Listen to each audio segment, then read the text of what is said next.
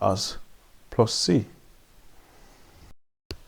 What if what you had was y equals to x plus b all squared minus c? This will be shifted to the right, to the left, minus b, and shifted downwards c by minus c. However, it's still going to be a U shape, because I don't want to make the same mistake as I just made earlier. It's still going to be a U shape. It's only going to be an N shape if what you have in front of this is negative. So because it's still a positive, it's going to be shifted by minus b and minus c. So this is going to be the new minimum point, but it's still going to be U-shaped. So it's going to go like this. So this is this graph, and this is this graph. Okay. Now, this is when you combine that. So you can be told that, all right, you've been given the graph y equals x squared. Tell us what the new minimum point will be if the graph is shifted to this and that. You should be able to tell that, well, if you shift it by plus b and minus c, then this is going to be the new situation of the curve. Now, what about the a term? The a term, because remember, y for the computing the square problem, you have y equals to a into x minus b squared plus c. Now, the a term only helps to rotate the gradient. So if it was a U shape, it will still be a U shape, but the sides may either be vertical or relaxed. For instance, if this is y equals x squared, then y equals to ax squared could be more vertical or could be more relaxed, or even further relaxed or further vertical.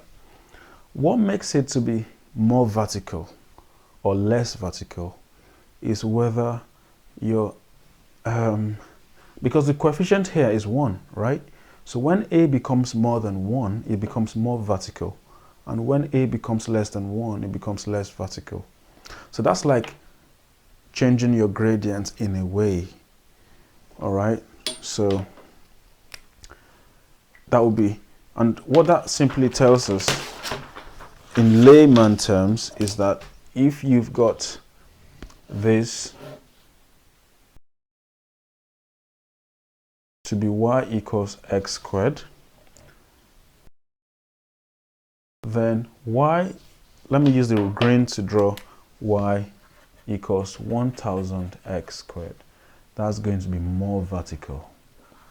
But it is still having the same, because we've not translated it to the right, we've not translated it up or anything, but it's going to be more vertical. And let me use the green, the red, to write that of y equals to 0.1 x squared. That would be having a very poor gradient, almost very lazy. Okay, so the red is for this, and the green is for that, and this is for this. Okay, so it tells you that the a helps us to rotate the slope. So here the slope was like this, but when you increased a, it went up, and when you decreased a, it fell. And if you make a to be 0, obviously you're going to have a very flat line, which is actually the x-axis. All right, now what happens therefore when you are told to get the graph of y equals to a into x minus b all squared plus c?